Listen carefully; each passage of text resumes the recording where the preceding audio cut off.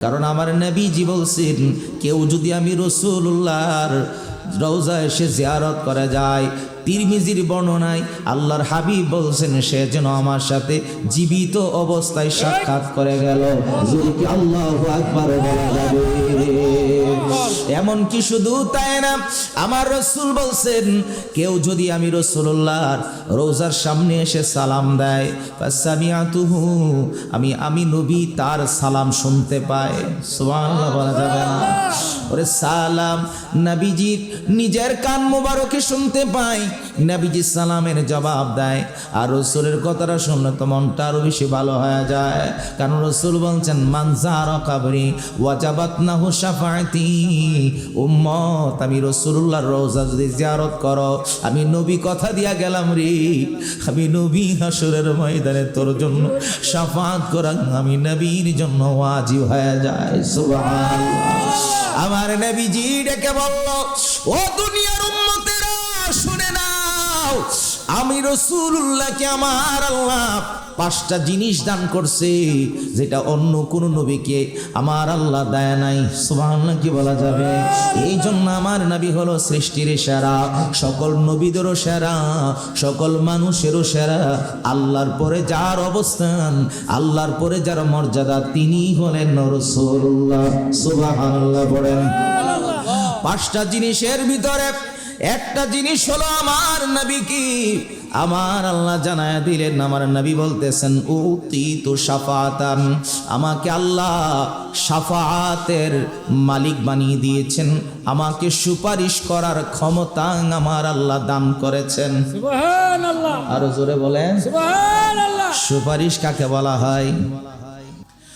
দুনিয়ার সুপারিশের জন্য টাকা গুনতে হয়, আবার কিছু সময় পরিচয় লাগে, আত্মীয় স্বজন হলো চলে, কিন্তু আমার রাসূল বলেন আমার টাকা পয়সা লাগে না, আমার উম্মত যদি আমার সুন্নত মানে, আমি রাসূল হাসরের ময়দানে তাকে শাফাআত করব। সুবহানাল্লাহ পড়েন। নবীর সুন্নতের দাম এই জন্য বেশি, ওনার মতো নবীর মতো আল্লাহর হাবিবের মতো দুনিয়ার যারা নেতৃত্ব দেয়, তাদের আদর্শ যারা বাস্তবায়ন করে, ওই কর্মীটাকে খুব ভালো বলে সম্বোধন করা হয়। তাহলে উম্মত কেমনে আপনি ভালো হবেন? আমি তো আবু বকরও না, আমি তো ওমরও না, আমি তো ওসমানও না, আমি তো আলীও হতে পারি নাই, আমি তো তালহা জুবাইরও হতে পারি নাই, আমি তো আব্দুর রহমান বিন আউফও হতে পারি নাই, নবীর কদমে গিয়া জীবনটা শহীদ করতে পারি নাই। যে তালহা জুবাইর উহুদের ময়দানে যখন কাফেররা তীর মারতেছে রে, আমার নবীজিকে জড়ায়া ধরে রাখছে, আবার নবীজিকে দুনিয়ার থেকে যেন বিদায় না হয়, তীর যেন আমার নবীজির গায়ে মোবারককে না লাগে। ওই তীরগুলো হযরত তালহা জুবাইরের শরীরে আসতে আসতে একটা দুইটা নারী 72টা তীর লাগছে তালহা জুবাইর রাদিয়াল্লাহু তাআলা আনহুর শরীরে। আবার নবীজি ডেকে বলে, তালহারে 72টা তীর খাইলা, 72টা তীর খাওয়ার পর আমি নবীরে কেন ছাড়ো নাই, আমি নবীরে কেন জড়ায়া ধরে রাখছো? হযরত তালহা জুবাইর রাদিয়াল্লাহু তাআলা আনহু ডেকে কয়, নবী আমি তালহা চলে গেল গো, কত সাহাবী আপনার তৈয়ার হবে গো নবী, কিন্তু আপনি যদি চলে যান, আপনি তো আর দুনিয়াতে কোনো দিন ফিরে আসবে না। কে কালিমারা দাওয়াত দিবে? কে বসে বসে মসজিদের নববীতে কথা বলবে? ওগো নবী, আমি আপনাকে জানাইয়া আমার জীবনটা দিয়ে গেলাম, কিন্তু আপনি রাসূলুল্লাহ যেন দুনিয়া থেকে তো তাড়াতাড়ি বিদায় না হয়ে যান। আবার নবীজি বলল, তালহা আমি রাসূলুল্লাহ জানায়া দিলাম রে, তুমি তালহাকে ছাড়া আমি রাসূলুল্লাহ জান্নাতে যাব না।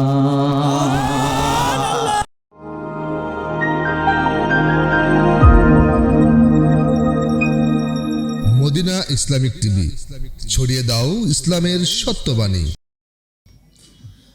আজকে বসার মতো অপরচুনিটি আছে, কিন্তু বসার মতো সেই মানুষ নাই।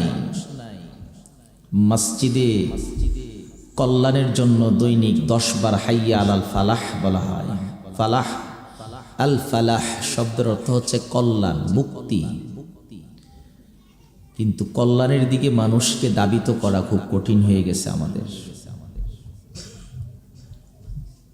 রাসূল পাক সাল্লাল্লাহু আলাইহি ওয়াসাল্লাম বলছেন পৃথিবীর সকল মসজিদগুলো হলো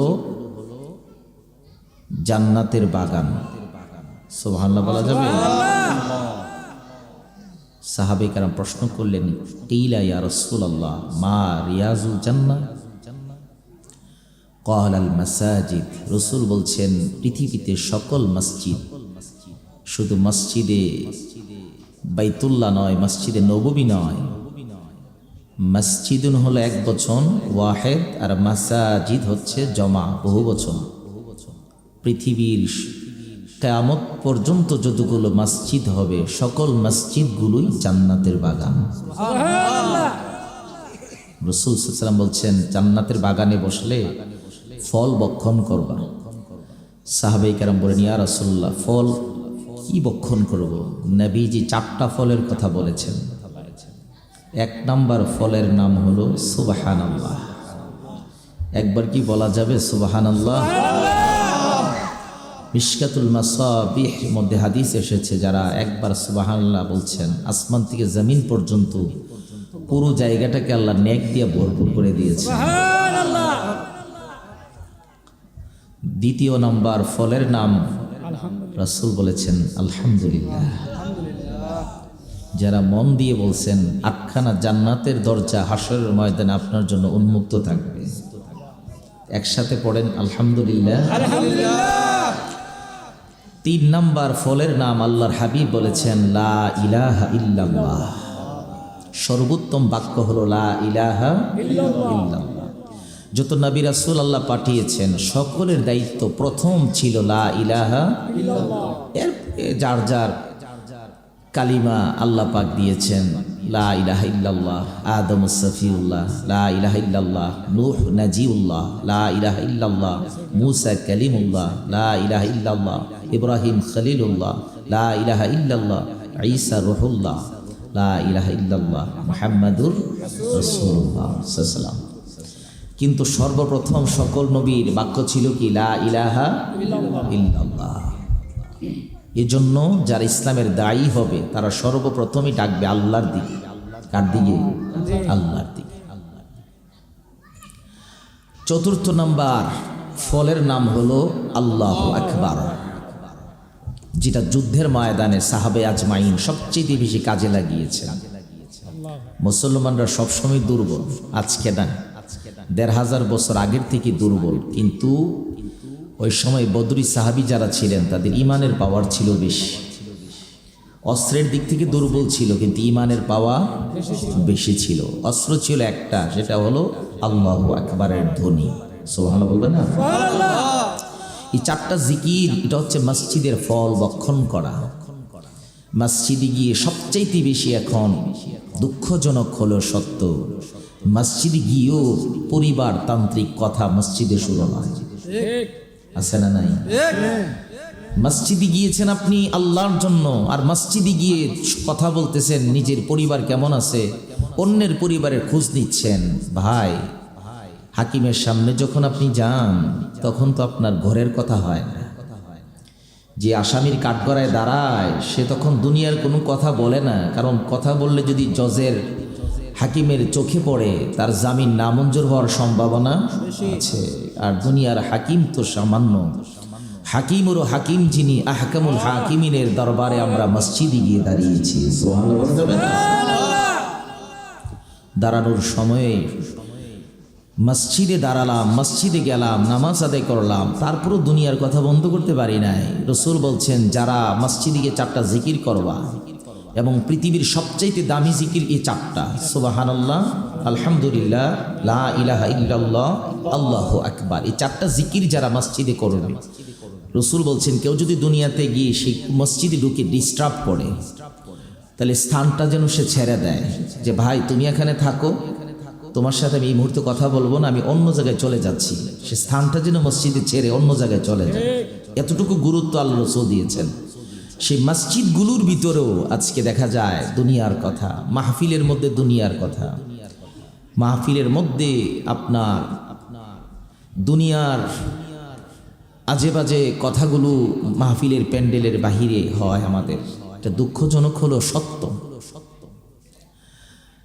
এই জন্য আগের দিনের ওলামে কেরাম এবং জিকিরগুলোকে একসাথে করেছেন সুবহানাল্লাহ আলহামদুলিল্লাহ লা ইলাহা ইল্লাল্লাহ।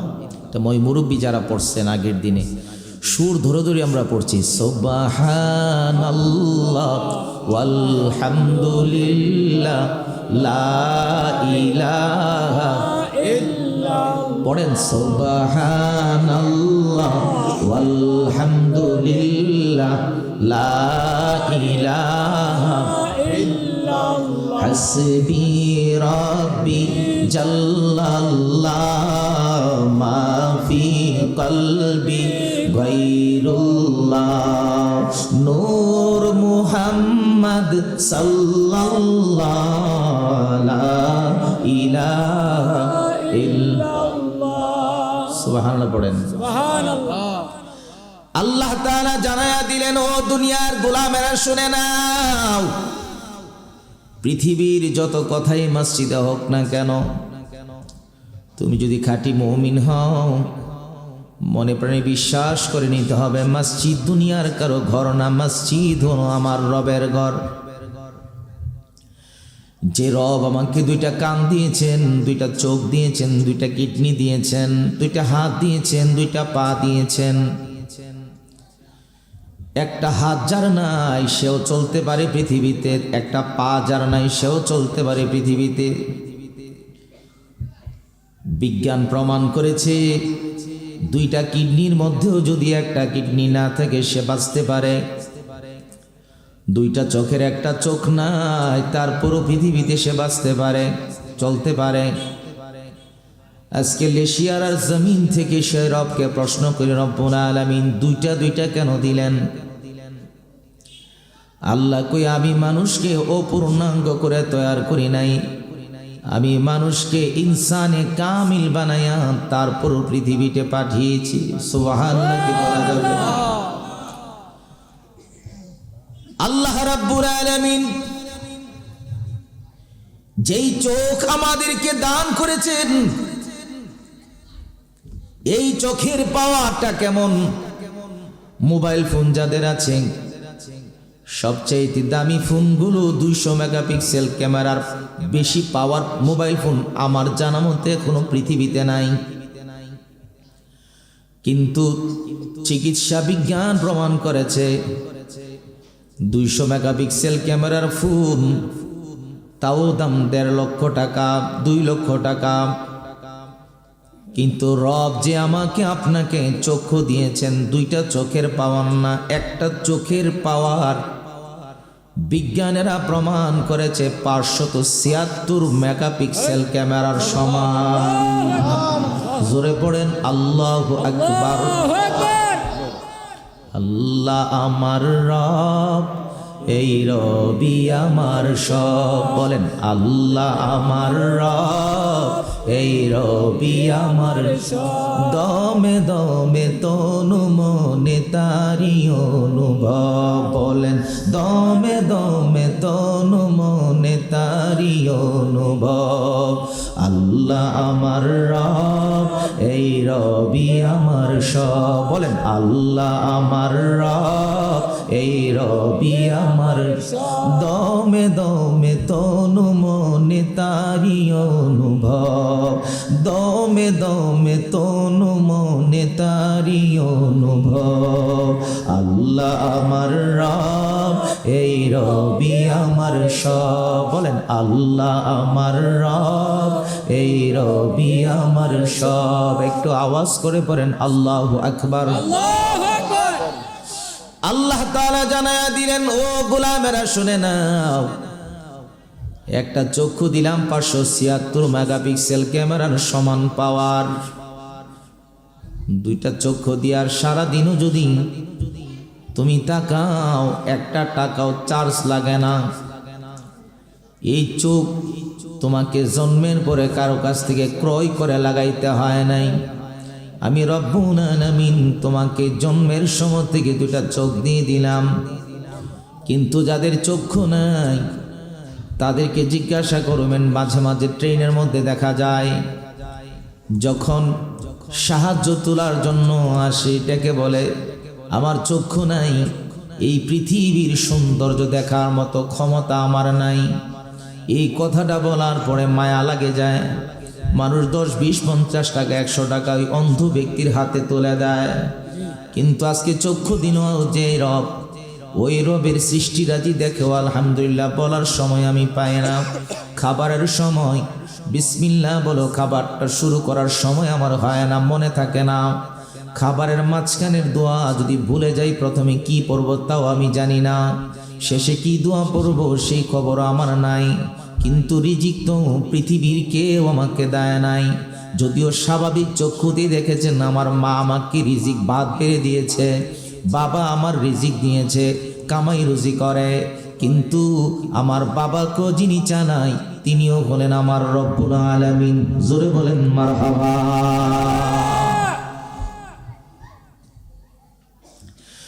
আল্লাহ তাআলা জানায়া দিলেন, ও দুনিয়ার গোলামেরা শুনে নাও, আমি এমন একজন রব। দুনিয়ার গোলামেরা খাবারের চিন্তা করে, আমার ছেলে মেয়ে কি খাবে, আমার নাতি নাতকুর কি খাবে, এই পেরেশানিতে দুনিয়ার অভিভাবকরা থাকে।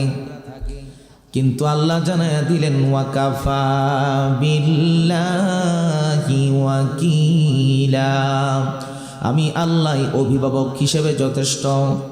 দ্যাটস এনাফ ফর ইউ, আমি গার্ডিয়ান হিসেবে যথেষ্ট তোমার জন্য। পৃথিবীর কেউ যদি তোমার না থাকে, আমি রব্বুল আলামিন তোমার জন্য আছি। সুবহানাল্লাহ পড়েন। আল্লাহ তাআলা জানায়া দিলেন,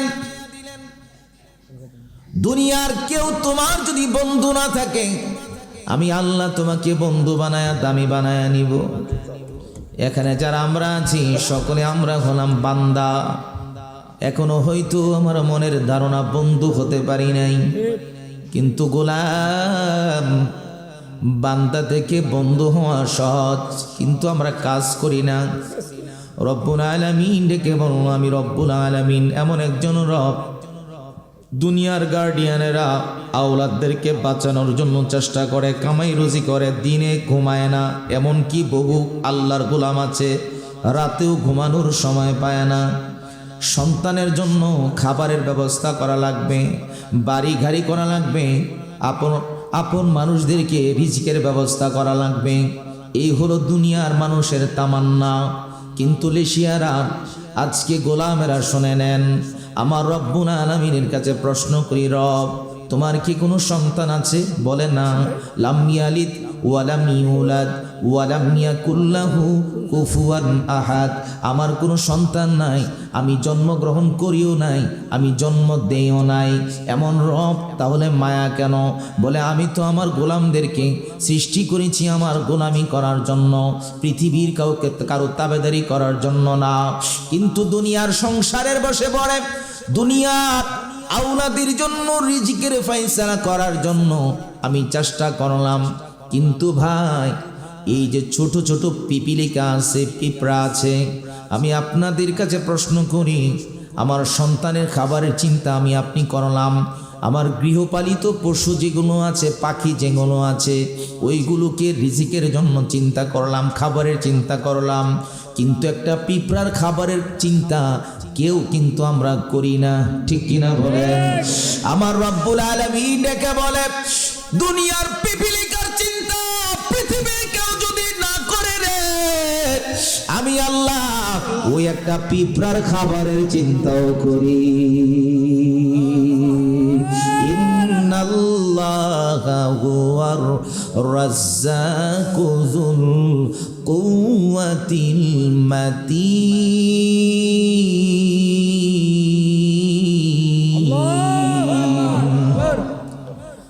একটা পিঁপড়ার খাবারের চিন্তা পৃথিবীর কেউ করে না। আপনারা করেন না?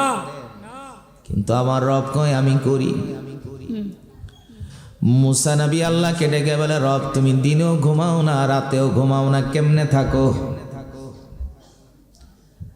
আল্লাহ তো কুরআনুল কারীমের শ্রেষ্ঠ যে আয়াত আছে, আয়াতের নাম হলো আয়াতুল কুরসি। আয়াতুল কুরসি। আল্লাহু লা ইলাহা ইল্লা হুয়াল হাইয়ুল কাইয়্যুম। জোরে কি সুবহানাল্লাহ বলা যায়? দুঃখজনক হলো সত্য গোলাম, মুসলমান হইলাম কিন্তু কোরআনের শ্রেষ্ঠ আয়াতগুলো আমি শিখতে পারি নাই, আমার জীবন প্রায় শেষ হয়ে যাচ্ছে। আল্লাহর হাবিব সরকারে মদিনা ডেকে বলেন, দুনিয়ার যে সকল উম্মতেরা ফরজ নামাজের পরে আয়াতুল কুরসি তেলাওয়াত করবে তার মরণের সময় কষ্ট হবে না।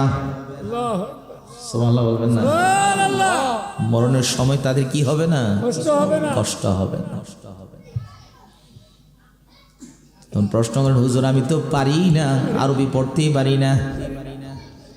যদি বাংলা পারেন তাহলে বাংলাটা পড়বেন, কি করবেন আর যদি বাংলাও না পারেন, আরবিও না পারেন, তাহলে আয়াতুল কুরসিটা বলবেন। ইমাম সাহেব হুজুরকে, হুজুর একটু খুলে দেন। আয়াতুল কুরসিটা খুলেন, আয়াতুল কুরসির দিকে তাকায়া তাকায়া আঙ্গুলগুলো বোলাইবেন, তারপরও আমার আল্লাহ নেক দিবে। সুবহানাল্লাহ বলেন। পৃথিবীর তিনটা জিনিস আছে শুধু তাকায়া থাকলে সওয়াব হয়। একটা হলো আল্লাহর খানায় ঘর কাবা, যেই কাবার সামনে শুধু তাকায়া থাকলে সওয়াব হয়, কিছু বলাও লাগে না। এশিয়ার আর মুসলমান, আজকে আমি আপনাদেরকে বলে দিয়ে যাই, যাদের টাকা হয়েছে 1-1.5 লাখ 2 লাখ টাকা আছে, অন্তত পক্ষে উমরা করার জন্য হলো চলে যান। কারণ হায়াত মৌতের কথা বলা যায় না। আপনার জীবনে, আমার জীবনে বহু নামাজ কাজা হইতে হয়ে গেছে, নামাজ পড়তে পারি নাই, নামাজ ছেড়ে দিয়েছি। এইটা ঘাটতি পূরণ করবেন কেমনে? ওই যে খানায় কাবা 1 রাকাত নামাজ পড়লে 1 লক্ষ রাকাতের সওয়াব পাওয়া যায়। সুবহানাল্লাহ কি বলা যাবে? ওই খানায় কাবার মধ্যে গিয়া আপনি 1 রাকাত নামাজ পড়লেন, 1 লক্ষ রাকাতের সওয়াব হলো। যে নামাজগুলো ছেড়ে দিলাম, ওই খানায় কাবা তো দোয়া কবুলের জায়গা। হজর আসওয়াদ পাথর, যেই পাথরে চুমু দিলে জীবনে আর কোনো গুনাহ থাকে না।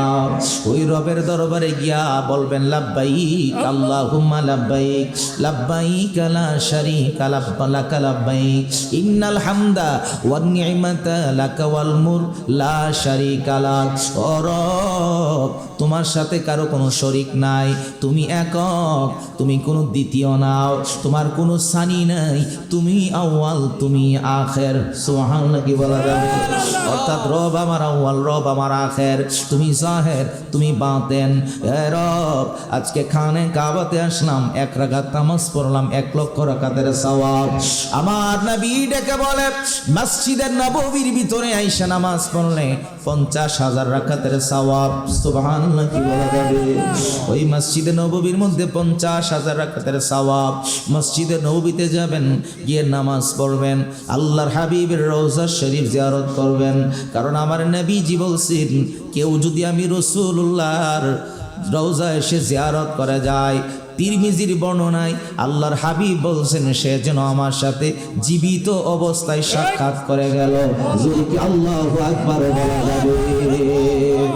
এমন কি শুধু তাই না, আমার রাসূল বলছেন, কেউ যদি আমি রাসূলুল্লাহর রওজার সামনে এসে সালাম দেয়, ফাসামিআতুহু, আমি নবী তার সালাম শুনতে পাই। সুবহানাল্লাহ বলা যাবে না? ওরে সালাম নবীজি নিজের কান মোবারকে শুনতে পাই, নবীজি সালামের জবাব দেয়। আর রাসূলের কথাটা শুনলে তো মনটা আরো বেশি ভালো হয়ে যায়। কারণ রাসূল বলছেন, মান যারা কবরি ওয়াজাবাত নাহু শাফাআতি।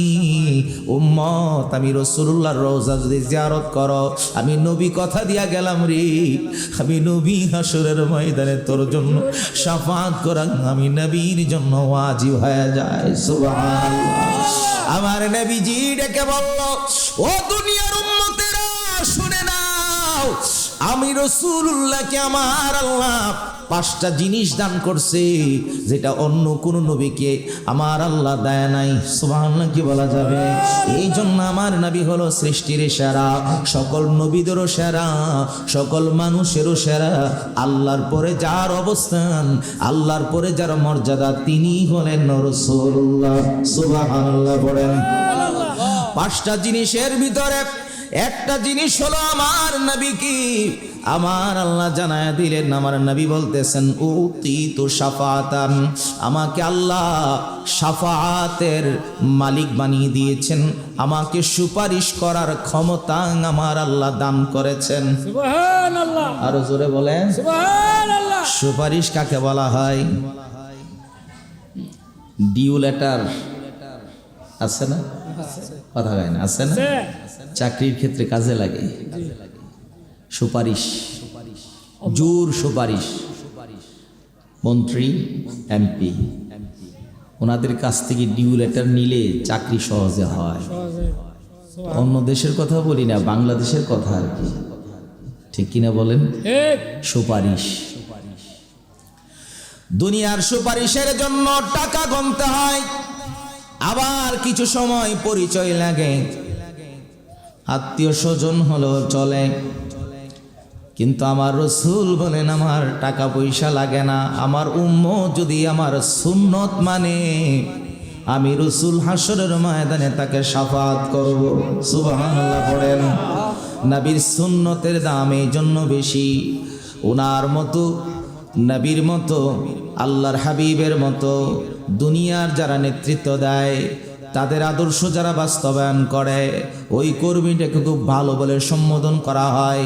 তাহলে উম্মত কেমনে আপনি ভালো হবেন? আমি তো আবু বকর না, আমি তো ওমরও না, আমি তো ওসমানও না, আমি তো আলীও হতে পারি নাই, আমি তো তালহা জুবাইরও হতে পারি নাই, আমি তো আব্দুর রহমান বিন আউফও হতে পারি নাই, নবীর কদমে গিয়া জীবনটা শহীদ করতে পারি নাই। যে তালহা জুবাইর উহুদের ময়দানে যখন কাফেররা তীর মারতেছে রে, আমার নবীজিকে জড়ায়া ধরে রাখছে, আবার নবীজিকে দুনিয়ার থেকে যেন বিদায় না হয়, তীর যেন আমার নবীজির গায়ে মোবারককে না লাগে। ওই তীরগুলো হযরত তালহা জুবাইরের শরীরে আসতে আসতে একটা দুইটা নারী ৭২টা তীর লাগছে তালহা জুবাইর রাদিয়াল্লাহু তাআলা আনহুর শরীরে। আবার নবীজি ডেকে বলে, তালহারে ৭২টা তীর খাইলা, ৭২টা তীর খাওয়ার পর আমি নবীরে কেন ছাড়ো নাই, আমি নবীরে কেন জড়ায়া ধরে রাখছো? হযরত তালহা জুবাইর রাদিয়াল্লাহু তাআলা আনহু ডেকে কয়, নবী আমি তালহা চলে গেল গো, কত সাহাবী আপনার তৈয়ার হবে গো নবী, কিন্তু আপনি যদি চলে যান আপনি তো আর দুনিয়াতে কোনো দিন ফিরে আসবে না। কে কালিমার দাওয়াত দিবে? কে বসে বসে মসজিদের নববীতে কথা বলবে? ওগো নবী আমি আপনাকে জানাইয়া আমার জীবনটা দিয়ে গেলাম, কিন্তু আপনি রাসূলুল্লাহ যেন দুনিয়া থেকে তো তাড়াতাড়ি বিদায় না হয়ে যান। আবার নবীজি বলল, তালহা আমি রাসূলুল্লাহ জানায়া দিলাম রে, তুমি তালহাকে ছাড়া আমি রাসূলুল্লাহ জান্নাতে যাব না। নবীর মোহাব্বত। আল্লাহ আল্লাহ। ১৫০০ বছর পরে আমরা যদি রাসূলুল্লাহকে প্রশ্ন করি, ওগো নবী আমরা তো আপনার যুগে আসি নাই, ইয়া রাসূলুল্লাহ 10 জন সাহাবীকে আপনি দুনিয়ায় থাকতে জান্নাতের সার্টিফিকেট দিয়েছেন, এমনকি নবীর বিবি হওয়ার কারণে আম্মা জান খাদিজাকেও জান্নাতি আমার আল্লাহ ঘোষণা করেছেন। সুবহানাল্লাহ কি বলা যাবে? কিন্তু আমরা তো জান্নাতের ঘোষণা পাই নাই, কিন্তু আমরা ১৫০০ বছর আসছি পরে আসছি, এটা তো আমাদের দোষ না, আল্লাহ পাঠাইছে ১৫০০ বছর পরে আমাদেরকে। আজকের মাহফিল থেকে প্রশ্ন করি, নবী আমরা কি আপনার সাথে জান্নাতে থাকতে পারবো? আমরা তো আপনার হাতে কালিমা পড়নেওয়ালা মুসলমানও না। ওগো নবীজি আমরা কি আপনার সাথে জান্নাতে থাকতে পারবো? আমার নবীজি বলছেন ১৫০০ বছর পরে না, আরো পরে আসলেও রে আমার সাথে তোমরা জান্নাতে থাকতে পারবা। সুবহানাল্লাহ বলা যাবে না? কেমনে জান্নাতে থাকবেন? আমার রাসূল বলেছেন, মান আহাব্বা সুন্নতি ফাকাদ আহাব্বানি ওয়া মান আহাব্বানি কানা মাইয়া ফিল জান্নাহ। আমার সুন্নতকে যারা আঁকড়ে ধরবে, আমার সুন্নতকে যারা ভালোবাসবে, আমি রাসূলুল্লাহ তাকে ভালোবাসবো, ওই উম্মতগুলো আমার সাথে জান্নাতে থাকবে। সুবহানাল্লাহ। নবীর সাথে জান্নাতে থাকতে গেলে একটা মাত্র কাজ, সেটা হলো নবীর সুন্নতির জিন্দেগি গঠন করা। ঠিক কিনা বলেন? ও আল্লাহর গোলামেরা শুনে নেন, নবীর সুন্নতির পায়রবি করার কারণে আবু বকর সিদ্দিক আকবর হয়ে গেছে। সুবহানাল্লাহ পড়েন।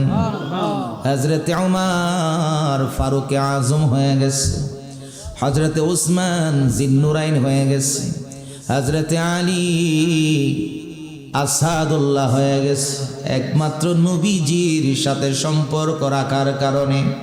তাহলে আজকে একটু আওয়াজ করে বলি, রাসূলুল্লাহর সাথে সম্পর্কের দরকার আছে না নাই? নবীজির সাথে সম্পর্ক আছে যাদের, তারা দাড়ি রাখবে, মেসওয়াক করবে, টুপি মাথায় দিবে, পাগড়ি পরিধান করবে। এই পাগড়ি শুধু ওয়াজের জন্য না, এই পাগড়ি হলো সওয়াবের নিয়তে পড়তে হবে। নামাজে পাগড়ি পরে নামাজ পড়লে 27 গুণ বেশি সওয়াব পাওয়া যায়। সুবহানাল্লাহ কি বলা যাবে? সুন্নাত নয় শুধু দাওয়াতের মেহমান, সুন্নাত নয় শুধু খাওয়া শেষে মধুপান, আরো কিছু সুন্নত আছে তুমি জানো কি? জানলেও জীবনে কখনো তা মানো কি? সুবহানাল্লাহ বলবেন না? আল্লাহর হাবিবের সুন্নতের এত দাম। ও নবীর উম্মত, এত সুন্নতের দাম হওয়ার পরেও সুন্নতের ওয়াজ করা লাগে, কিন্তু ওয়েস্টার্ন কালচারের কোনো ওয়াজ করা লাগে না, তারপরও যেন নবীর উম্মতরা পাগল হয়ে যায়। আমি প্রায় সময় মসজিদে জুমার খুতবা যেখানে দেয় আমি বলি, জুমার দিন পাঞ্জাবিটা পরে মসজিদে আসলে কি ক্ষতি হইতো?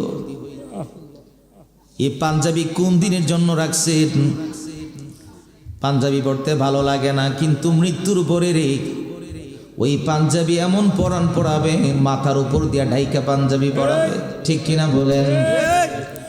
ওই দিন আর পাঞ্জাবি না পরে পারবেন না। পাঞ্জাবি পরেই আপনাকে দুনিয়া থেকে বিদায় হতে হবে।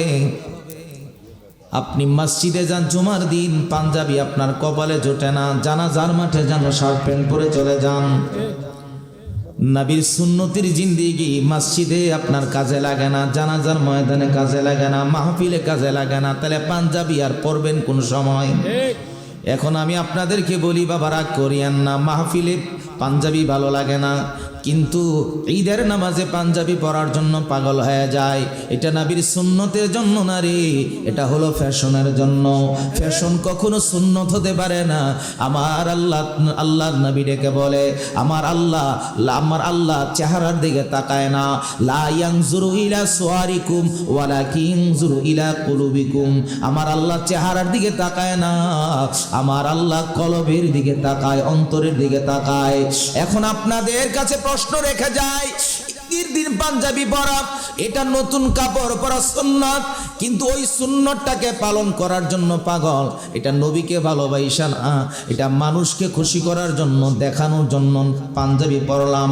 এটা নবীর সুন্নতের জিন্দেগির জন্য পরি নাই, এটা নিজের একটু আকর্ষণ লাগানোর জন্য পাঞ্জাবি পরিধান করলাম। এরা মুসলমান, এই যে ইহুদি নাসারারা শার্ট প্যান্ট দিল আমাদেরকে, আমি শার্ট প্যান্টের বিরোধী না, কারণ অফিস আদালত আছে, সব জায়গায় পাঞ্জাবি পরে যাওয়া যায় না। কিন্তু আল্লাহর গোলামেরা শুনে নেন, নবীজি আমার রেখে বলছে রে, ওই পায়ের টাকনুর নিচে কাপড় পরা হলো কবিরা গুনাহ, এটা পুরুষের জন্য হলো হারাম।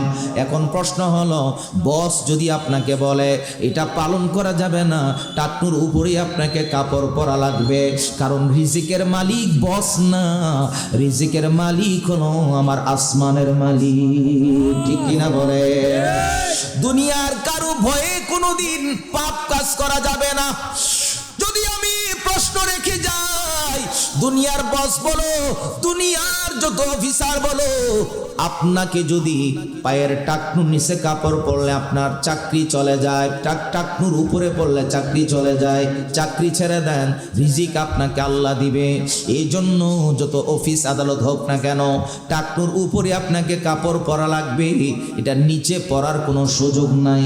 কারণ আমি মুসলমানের সন্তান, আমি টাকনুর নিচে যদি কাপড় পরিধান করি পুরুষেরা, আমার হারাম এই কবিরা গুনাহটা কন্টিনিউ হচ্ছে যতক্ষণ টাকনুর নিচে কাপড়টা থাকে।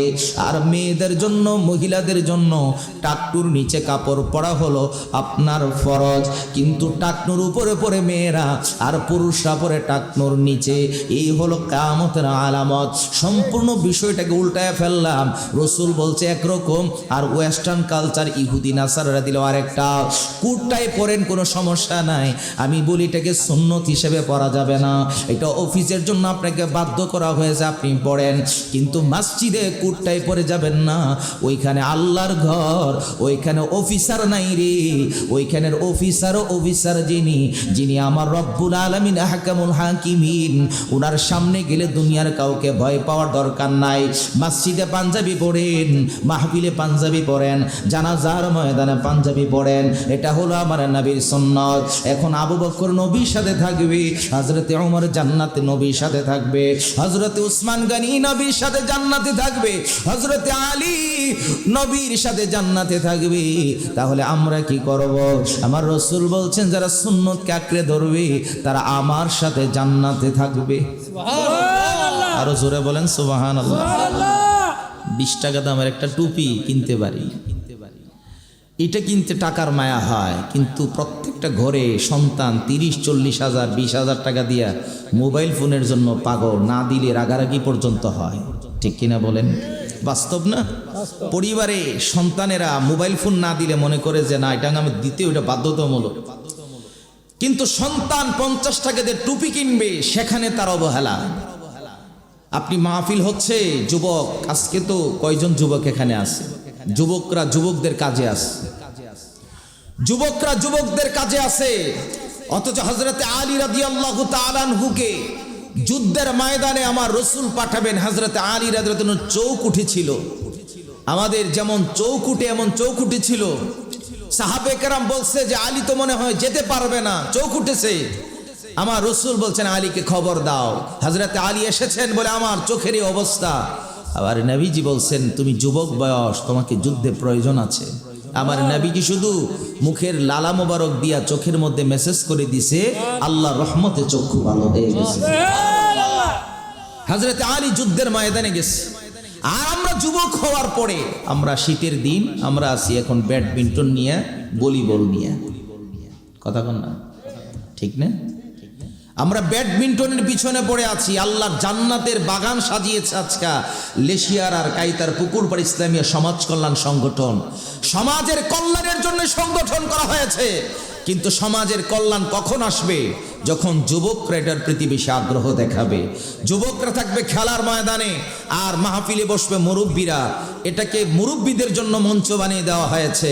যুবকরা থাকবে খেলাধুলায়, 12টার সময় আসবে, তাদের কাজ করার সময় যখন তাদের সময় আসবে। কিন্তু এখন কথাগুলো তাদের শোনার দরকার ছিল। খালিদ বিন ওয়ালিদের উত্তরসূরি হয়েছে আমরা মুসলমান, আমরা হযরতে আলীর উত্তরসূরি, আমরা ইমাম হুসাইনের উত্তরসূরি। আমাদেরকে পৃথিবীতে ক্ষমতা দেওয়া হয় নাই, আমরা ক্ষমতা সারা পৃথিবীর পাবো না। বলে কিভাবে পাবো না? কারণ এখনো পৃথিবীতে কাফের বেশি, মুসলমানের সংখ্যা হলো কম। কাফের 800 কোটির ভিতরে 550 কোটি হলো কাফের, আর 250 কোটি মাত্র হলো মুসলমান। সারা পৃথিবীর বিজয়ের পতাকা আমরা উড্ডীন করা এখনো আমাদের পক্ষে পসিবল না। আমরা শুধু তামান্না নিয়ে আগাচ্ছি, চেষ্টা করতেছি যে বিজয় দান করো, কিন্তু বিজয় আসবে ইমাম মাহদী আলাইহিস সালাতু ওয়াস সালাম যখন পৃথিবীতে আসবে, তখন গোটা পৃথিবী মুসলমানদের দখলে আসবে। এছাড়া পৃথিবী মুসলমানদের দখলে আসবে না। তবে আমরা তামান্না রাখবো, আকাঙ্ক্ষা করব, খলিফাতুল মুসলিমিন হযরতে ওমর অর্ধ পৃথিবীর শাসক ছিলেন, কিন্তু অর্ধ পৃথিবীকে আমরা ধরে রাখতে পারি নাই। ভারতের সুলতান মাহমুদ গজনবী 17 বার ভারত আক্রমণ করে এই ভারতকে ইসলামের ছায়াতলে এনেছিলেন, কিন্তু সে ভারতকে ধরে রাখতে পারি নাই। স্পেন মুসলমানদের দখলে ছিল। 14 ফেব্রুয়ারিতে আপনার মুসলমানদের মুসলমানদেরকে আপনার যখন মসজিদের মধ্যে ঢুকাইয়া মেরে ফেলা হলো, স্পেনও চলে গেল বিধর্মীদের দখলে। বিধর্মীরা দিন দিন এগিয়ে যাচ্ছে, মুসলমানদেরকে দিন দিন অবজ্ঞার স্বরে নিচে ফেলে রাখতেছে। আপনি হয়তো বলবেন যে জার্মানিতে আমেরিকাতে বহু জায়গায় আজান বন্ধ ছিল, এখন আজান চালু হয়েছে, কিন্তু গভীরে খেয়াল করে আপনি দেখবেন মুসলমান জার্মানিতে আজান চালু হয়েছে, কিন্তু বাংলাদেশের বহু মানুষ আপনার মুসলমানিত্ব ছেড়ে দিয়ে নাস্তিক মুর্তাদের কাতারে যোগ দিয়েছে। কথা বলেন ঠিক কি না? তাদেরকে আজকে কিভাবে ডাইভার্ট করা হচ্ছে? আপনি মুসলমান, আমি মুসলমান, আমাদের চিন্তা চেতনা কি? আমার ঘরে তো ওয়েস্টার্ন কালচার, আমি বাম হাতে পানি খাই, বাম হাতে পানি পান করি, বাম হাতে চা পান করি, চার স্টলে গিয়া, সেই খবর তো আমার নাই। আপনার ইহুদি নাসারা বাম হাতে খায়, তাদের খাবার বেশিরভাগ দেবেন বাম হাতে।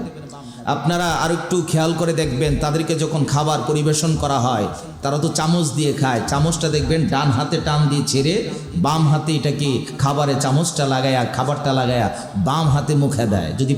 যদি না বুঝে থাকেন আজকে গিয়ে সার্চ দিয়ে দেখবেন ইউটিউবে যে তাদের বাম হাতে খাবার, বাম হাতে তারা খাবার চালু করেছে, কারণ শয়তান খায় বাম হাতে খাবার। আর মুসলমান চার স্টলে গিয়ে 5 টাকা দিয়ে চা কিনছে, ওই 5 টাকার চা আপনার বাম হাতে পান করতেছে।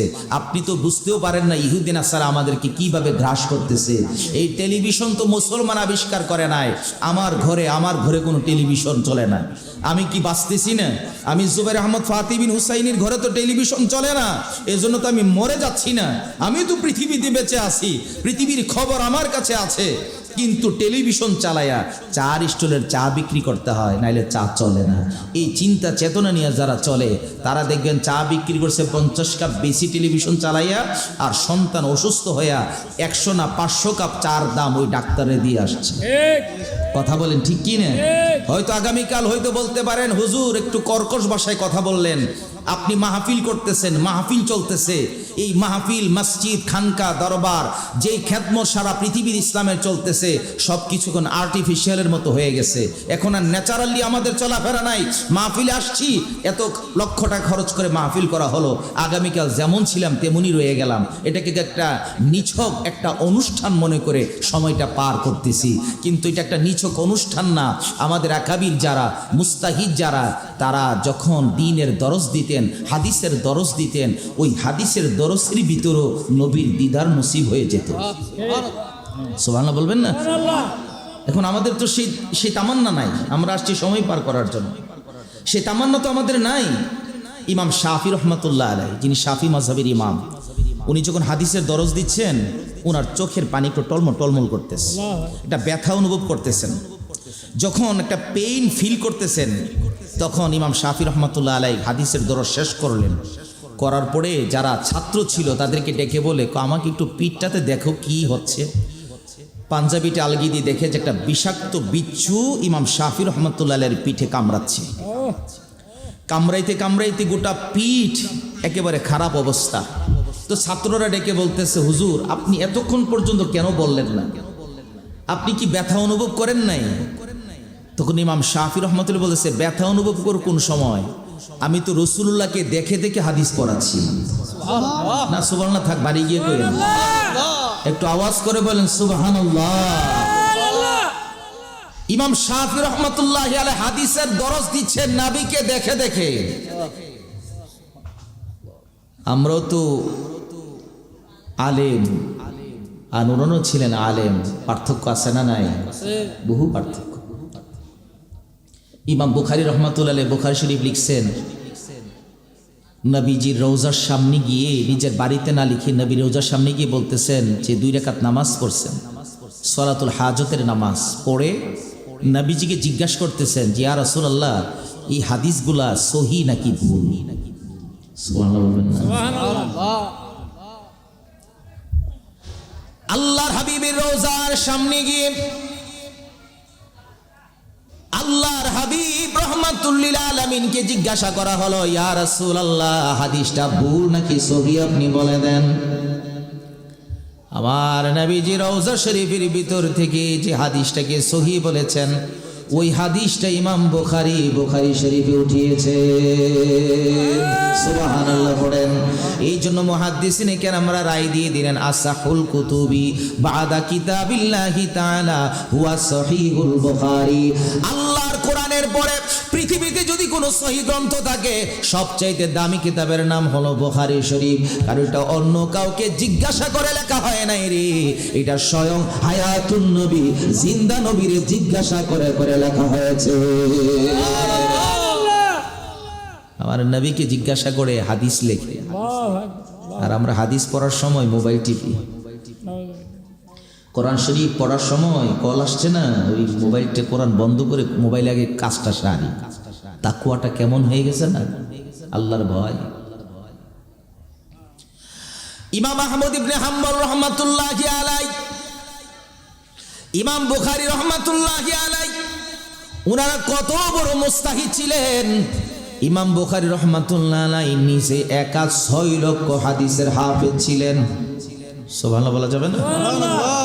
ইমাম আহমদ ইবনে হাম্বল রাহমাতুল্লাহ আলাইহি 12 লক্ষ হাদিসের হাফেজ ছিলেন। সুবহানাল্লাহ। যিনি মুসনাদে আহমদ লিখেছেন, মুসনাদে আহমদের ভিতরে 40,000 হাদিস আছে। সুবহানাল্লাহ বলেন। এরা মুসলমান, মুস্তাহিদ তাকে বলা হয় যিনি 3000 হাদিস আছে, হুকুমের হাদিস, শরীয়তের হাদিস, যেগুলোর সনদ ও তার মুখস্থ, মতনও মুখস্থ। ওলামায়ে কেরাম এখানে আছেন। সনদ কাকে বলা হয়? What is the meaning of সনদ? সনদ হলো হাদিস বর্ণনার সূত্রকে সনদ বলা হয়। যে রাবি থেকে সূত্রে বর্ণিত হয়ে আসছে, এটা মনে রাখা বড় কঠিন। আমিও হাদিস বলবো, কিন্তু সে হাদিসটা সনদ নিয়ে বলা বড় কঠিন। সনদ মনে রাখা কঠিন, কিন্তু মতনটা মনে রাখা যায়। কিন্তু মুস্তাহিদ কাকে বলা হয়? আল ইজতিহাদু ফিদ্দিন। তবকাতুল ফুকাহার মধ্যে 7টা প্রকার আছে, এর মধ্যে 1 নাম্বার হলো আল ইজতিহাদু ফিদ্দিন। দ্বীনের প্রতি মুস্তাহিদ করা, ইজতিহাদ করা, তাদেরকে বলা হয় মুস্তাহিদ। কুরআনুল কারীমের 500 আয়াত আছে শরীয়তের। এই 500 আয়াতের জাহির এবং বাতিনি অর্থ যারা জানে তারা হলো মুস্তাহিদ। হাদিসের এই 3000 হাদিস সনদ এবং মতন সজার মুখস্থ, সে হলো মুস্তাহিদ। এরা মুসলমান। শাহ ওয়ালিউল্লাহ মুহাদ্দিস দেহলভী রাহমাতুল্লাহি আলাইহি, যার ঘরের ভিতরে 3 জন মুহাদ্দিস। সুবহানাল্লাহ বলেন। শাহ আব্দুর রহিম দেহলভী রাহমাতুল্লাহ আলাইহি, শাহ আব্দুল হক মুহাদ্দিস দেহলভী রাহমাতুল্লাহ আলাইহি, শাহ ওয়ালিউল্লাহ মুহাদ্দিস দেহলভী রাহমাতুল্লাহ আলাইহি, এক ঘরের মধ্যে 3 জন মুহাদ্দিস। সুবহানাল্লাহ বলেন। এত বড় আলেমের পরিবার। আমরা তো আলেম হতে চাই না, আলেম বানাইতেও চাই না। আমি মনে করি রে, আলেম হলে আর কি হবে? মসজিদের ইমামতি করবে, আর কি করবে? তার তো আর কোনো কাজ নাই। ওয়াজ করবে, পারলে কণ্ঠ থাকলে, আর না হলে করবে না। আলেম ইমামতির জন্য আলেম না, আলেম ওয়াজ করার জন্য আলেম না। আলেম কাকে বলা হয়? যিনি জানেন তিনি হলেন আলেম। আলিমুন ইসমে ফাইলের সিগা। যিনি জানেন তিনি হলেন আলেম। জেনে রাখেন, আপনি ইমামতি না করেন কোনো অসুবিধা নাই, আপনি বক্তাগিরি না করেন কোনো অসুবিধা নাই, কিন্তু আপনার সন্তান যদি শুধুমাত্র জানে, ওই আলেমরা হাশরের ময়দানে 1 জন 2 জন নারে 70 জন জাহান্নামীকে সুপারিশ করে আল্লাহর জান্নাতের মেহমান বানাইতে পারবে। আরো জোরে বলেন আল্লাহু আকবার। এখন আমার আল্লাহ ডেকে বলে, যারা জানে না আর যারা জানে তারা কখনো সমান না। যারা জানে এবং যারা জানে না তারা কখনো সমান না। আমি যতটুকু জেনেছি, আমার মা বাবার দোয়ার বরকতে, মুরব্বীদের দোয়ার বরকতে, আরে মুসলমান, নিয়ত করেন একটা সন্তানকে আলেম বানাবেন, একটা সন্তানকে হাফেজে কোরআন বানাবেন। একজন হাফেজে কোরআন 10 জন জাহান্নামীকে সুপারিশ করে জান্নাতে নিতে পারবে। আবার নবীজির যে মাদ্রাসা ছিল, ওই মাদ্রাসার নাম ছিল দারুল আরকাম।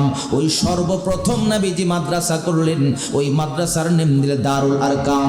এই আমার নবীজি সাহাবীদেরকে নিয়ে দরস দিতেন, হাদিসের দরস দিতেন।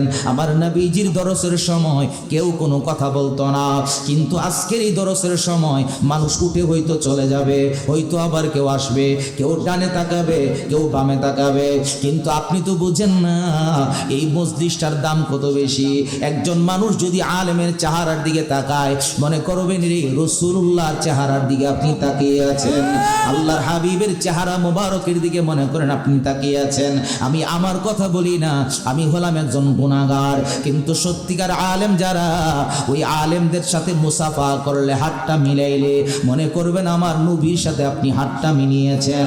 ওই নবীর সাথে আপনি হাতটা মিলানোর কারণে আপনার মনের মধ্যে একটা তৃপ্তি আসবে, কারণ আমি নবী পাই নাই, কিন্তু আমি সত্যিকার অর্থে আলেম যারা তাদেরকে পেয়েছি। এই জন্য সন্তানকে আলেম বানাবেন, জানাজার ময়দানে দাঁড়ায় যেন আপনার জানাজার নামাজের ইমামতিটা করতে পারে, কারণ জানাজার ইমামতিটাও বড় একটা বড় দায়িত্ব। যাকে তাকে দিয়া জানাজার নামাজ পড়ানো যায় না। জানাজার নামাজের ইমাম যদি সঠিক হয়, ওই জানাজার ইমামের সঠিক কারণে আমার আল্লাহ তাআলা ওই মাইয়েতের জীবনের গুনাহগুলি মাফ করে দেয়। সুবহানাল্লাহ। আরো জোরে বলেন। আল্লাহ। আমরা তো মারা যাওয়ার পরে ছোট্ট বাচ্চারে নিয়ে দাঁড় করায় দেই। এর মুসলমান জানাজা পড়াবেন তাকওয়াবান আলেম দিয়া, যারা তাকওয়া মুত্তাকি তাদেরকে দিয়া জানাজার নামাজ পড়াবেন, কাজে লাগবে। একজন আল্লাহর বলি, তিনি কাঠ কাটতেন কাঠুরিয়া, মারা গেছেন। মারা যাওয়ার পরে ইমাম সাহেব হুজুরে খবর দেওয়া হলো, ইমাম সাহেব হুজুর আসে নাই, রাতের বেলা দাফন করতে হবে। ওনার নাম ডেকে বলছেন সুলতান ইবনে আদেল। বিবিরে বলছি, বিবি আমি মারা গেলে রাতের ভিতর আমারে দাফন করবা। আরেকটা কথা হলো, আমি মারা যাওয়ার পরে আমারে তুমি কি করবা? আমার তো কাফনের কাপড় কেনার টাকা নাই, আমি জংলা থেকে কাঠ কাটি শুধুমাত্র, আমার কিচ্ছু নাই। বিবি তুমি কি করবা? আমার একটা শাড়ি কাপড় আপনারে দিয়া কাফনের কাপড় পরাইয়া দিব, কি আর করার আছে? বলে শাড়ি কাপড় লাগবে না, আমি যে জুব্বাটা পরি রে, ওই জুব্বাটা দিয়াই আমারে কাফনের কাপড় পরাইয়া দিও। সুবহানাল্লাহ বলবেন না? মরণে চেহারা মুবারক দেখায়, মরণে চেহারা মুবারক দেখায়, নবী কাছে এসে কালিমাটা পড়ায়া দিও। বলেন কাছে বসে কালিমাটা পড়ায়া দিও, মরণে চেহারা মুবারক দেখায়। বলেন মরণে চেহারা মুবারক দেখায়, নবী কাছে বসে কালিমাটা পড়ায়া দিও, রাসূল কাছে বসে কালিমাটা পড়ায়া দিও।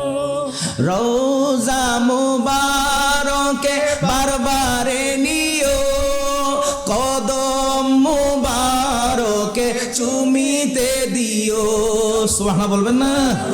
রওজা মুবারকে বারবারে নিও, কদম মুবারকে চুমিতে দিও, রাসূল রূহটা বের হতে হাসিটা দিও, রবি রূহটা বের হতে হাসিটা দিও, নবী কাছে বসে কালিমাটা পড়ায়া দিও, রাসূল কাছে বসে কালিমাটা পড়ায়া দিও।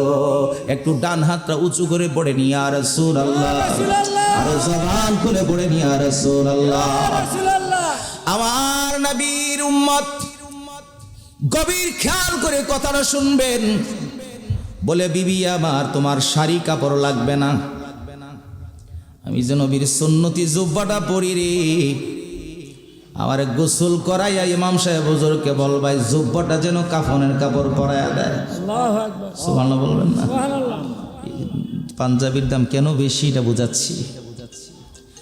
এই পাঞ্জাবির বোতামটা খুলবা, পরাইয়া মাথার উপরে গিট দিবা, সিনা বরাবর একটা বান দিবা, আর পায়ের হাঁটুর পরে একটা বান দিবা। যদি আমার পাগুলো না ডাকে রে, লতা পাতা দিয়া হইল আমার এই পাগুলো ঢাইকা আমারে কবরস্থ করবা, কবরস্থ কইরা আমাকে রাতের মধ্যে দাফনের কাজ শেষ করবা। যদি না আসে কি করব? হুজুর যদি না আসে এত রাতে, তাহলে পাহাড়ের চূড়ায় গিয়া দাঁড়াইয়া রব্বুল আলামিনকে ডেকে বলবা, কাদ মাতা সুলতান ইবনে আদেল, আপনার গোলাম সুলতান ইবনে আদেল মারা গেছে, ওগো রব্বুল আলামিন আপনি জানাজার ব্যবস্থাটা করেন। করেন, আমার রব দেখবা আমি গোলামের জানাজার ব্যবস্থা করবে। সুবহানাল্লাহ। আরো জোরে বলেন না সুবহানাল্লাহ। এবার একটু আওয়াজ করে বলেন গোলাম আমরা কার? আরো জোরে বলেন গোলাম আমরা কার? ওয়াল্লাহুল্লাযী লা ইলাহা ইল্লা হু আলিমুল গায়বি ওয়াশ শাহাদাতি হুয়ার রাহমানুর রহিম।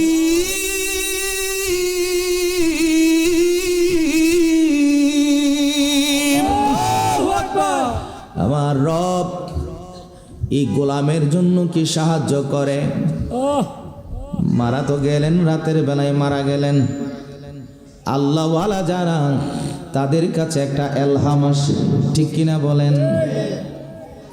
বলল রাতে মারা গেল, এখন স্ত্রী দুইটা সন্তান আছে, ডেকে বলে হুজুরকে নিয়ে আসো। হুজুরকে নিয়ে আসার জন্য যাওয়ার পরে ডেকে বলে এত রাত্রে যে আমি যাব, আমি তো মুসল্লি পাবো না, কারে নিয়ে আমি জানাজার নামাজ পড়বো? এত রাতে গোসলও কেমনে আমি একা করাবো? জঙ্গলার ভিতরে বসবাস তোমার বাবার, এখন আমি একা কবরস্থ করতে পারবো না, সকালবেলা করব, বাড়ি চলে যাও।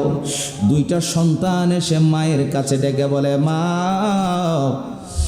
হুজুর বলছে সকালবেলা আসবে, কিন্তু স্বামীর ওসিয়ত হলো রাতের মধ্যে দাফন করা। মা ডেকে বলে আমার স্বামী আমাকে বলে গেছে যদি ইমাম সাহেব হুজুর নাই আসতে পারে, পাহাড়ের উপরে দাঁড়াইয়া আল্লাহকে ডাকবো।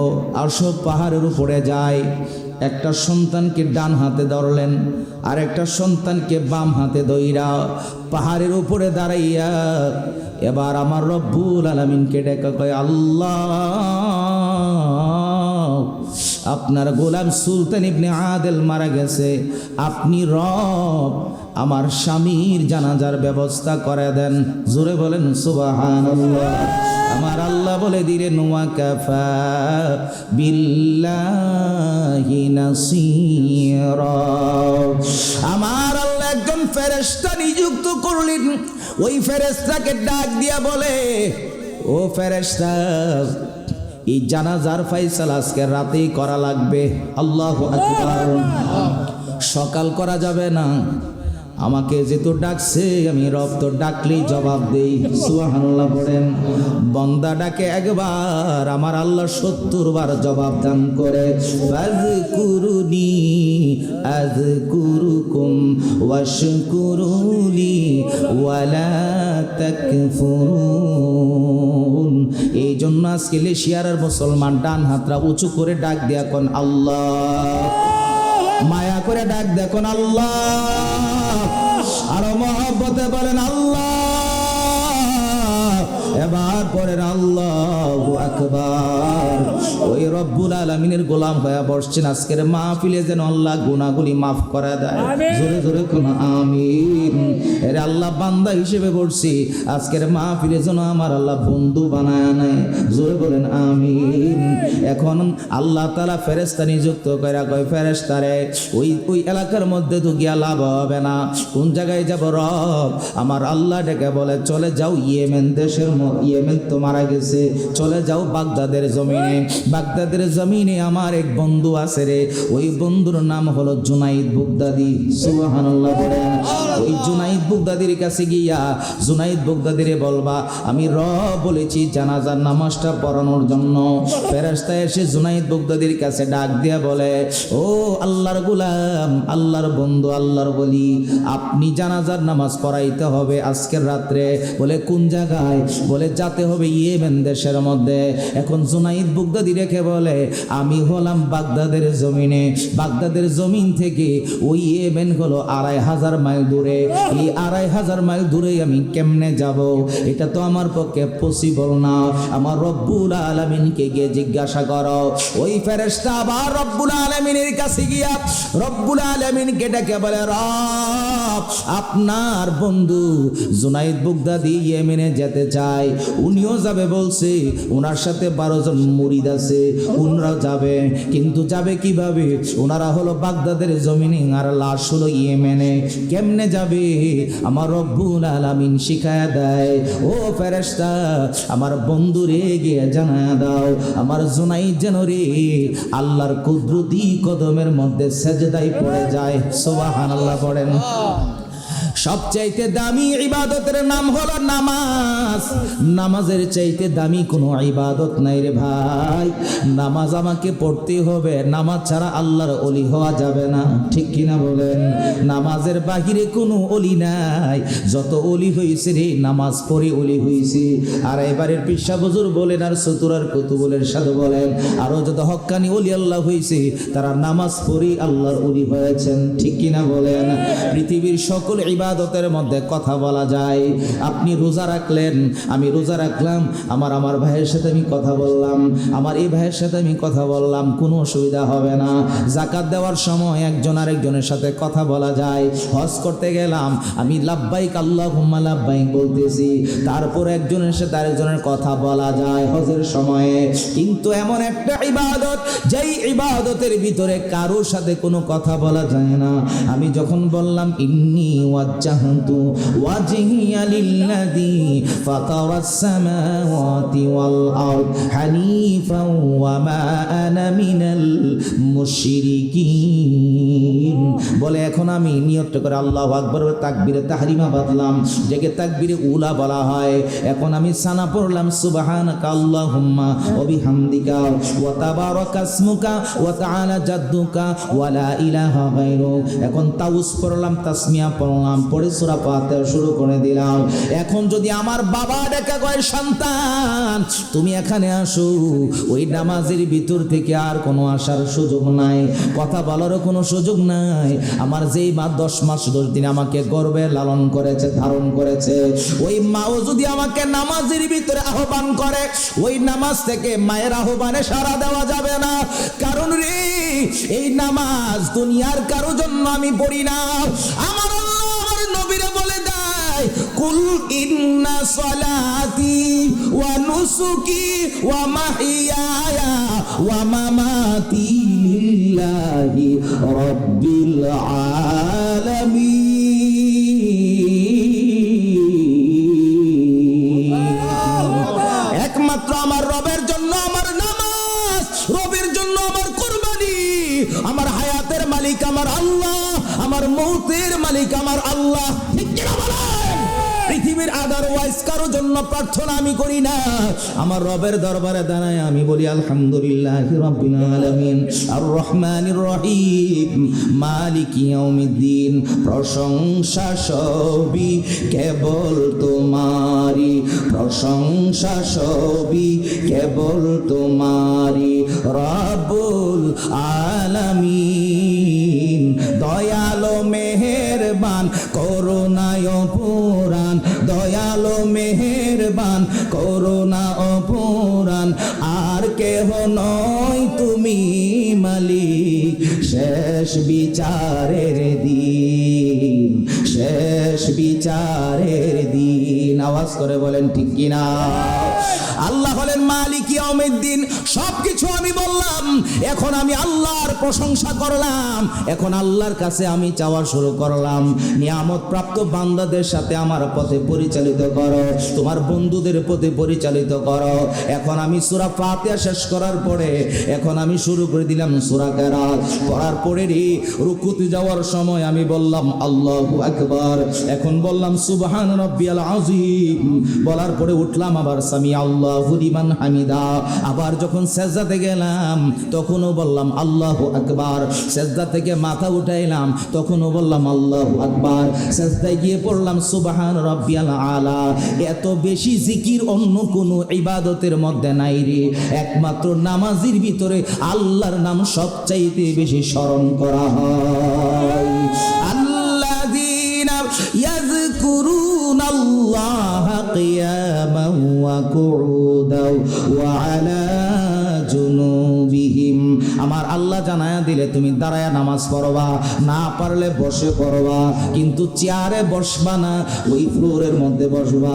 যদি নাই পারেন তাহলে মাসালা আজকে হালাল হারামের ফতোয়া দিলাম না, তবে পায়ে হাত দিয়ে বলে যায়, ও মুরব্বী আব্বাজি, যারা নিচে বসতে পারেন না একটু চেষ্টা করবেন, চেয়ারটা বাদ দিয়ে দিবেন। চেয়ারের দুইটা ক্ষতিকর দিক আছে, একটা হলো চেয়ারে বসে যে আপনি নামাজ পড়লেন, আপনার কাতারটা আপনি আর পাগুলো আগায়া গেছে, কাতার জীবনও সোজা করা যাবে না যদি চেয়ারে বসে নামাজ পড়া হয়। ও আব্বাজি পায়ে হাত দিয়ে বলে দিয়ে যায়, চেষ্টা করবেন, আপনি রুকু দিতে না পারেন, সাজদা করতে না পারেন, চেয়ারের আপনার নিচে ফ্লোরের মধ্যে বসে হাতটা বেঁধে যখন আপনি রুকুতে যাবেন, বেশি নুইতে পারেন না, কোনো অসুবিধা নাই, হালকা একটু নুইবেন, আবার উঠবেন, আবার হাতগুলো বেঁধে সাজদাতে যখন যাবেন আপনি বেশি নুইতে পারেন না, শুধুমাত্র হাতটা একটু উঠাইয়া আপনি সাজদার মতো করে সাজদাটা দিবেন।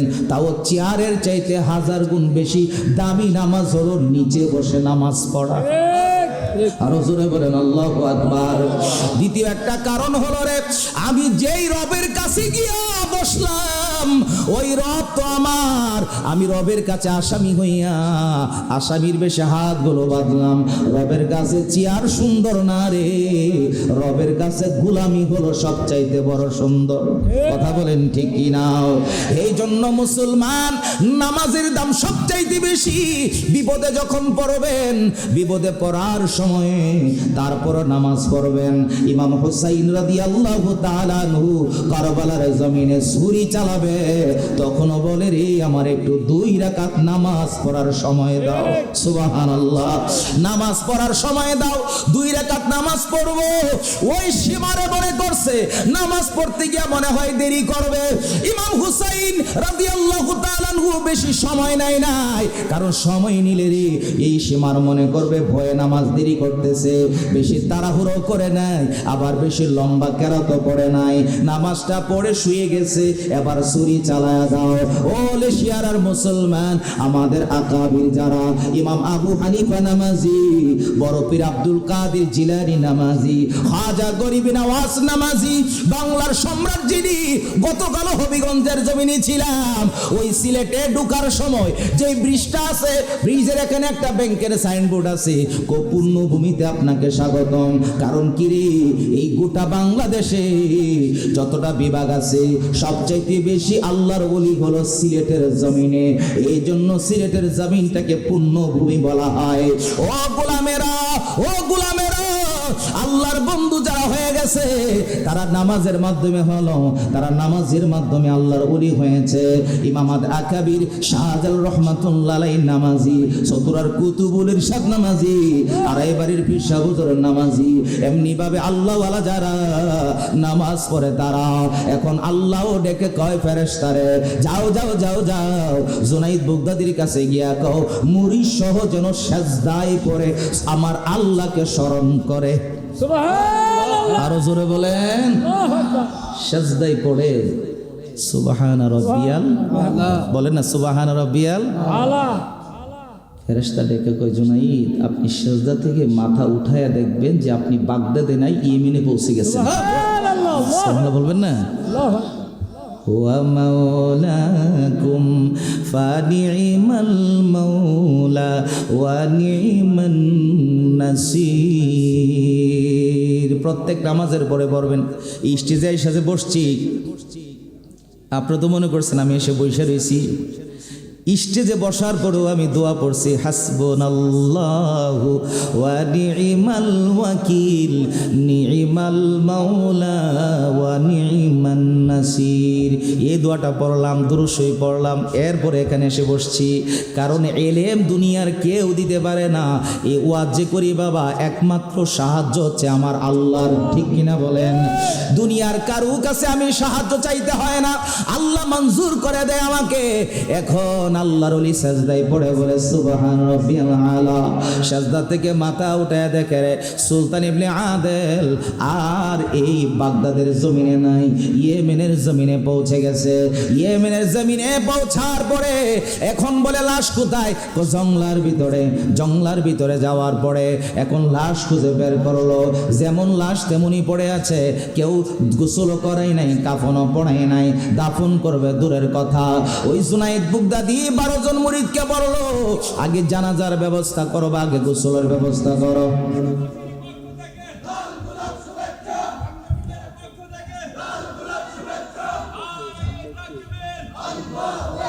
মাশাআল্লাহ মাশাআল্লাহ। আজকের মাহফিলের জি তাকবীর দিন, তাকবীর। লাল গোলাপ শুভেচ্ছা। আজকের মাহফিলে যিনি প্রধান আলোচক, বিশিষ্ট আলিম দ্বীন, জনপ্রিয় ইসলাম স্কলার, তরুণ প্রজন্মের আইডল শেখ আব্দুল মুস্তফা রহিম আল আজহারি আমাদের মাঝে আসছেন। সকলে একসাথে বলেন আলহামদুলিল্লাহ। নারে তাকবীর, আল্লাহু আকবার। নারে রিসালাত, ইয়া রাসূলুল্লাহ। প্রধান বক্তার আগমন, শুভেচ্ছায় স্বাগতম। আল্লামা শেখ মুস্তাফা রহিম আল আজহারী সাহেবের আগমন, শুভেচ্ছার স্বাগতম। মাহফিলের পক্ষ থেকে, লাল গোলাপ শুভেচ্ছা। সংগঠনের পক্ষ থেকে, লাল গোলাপ শুভেচ্ছা। দেশিয়াবাসীর পক্ষ থেকে, লাল গোলাপ শুভেচ্ছা। নারে তাকবীর, আল্লাহু আকবার। নারে রিসালাত, ইয়া রাসূলুল্লাহ। সকলে বলেন মারহাবা।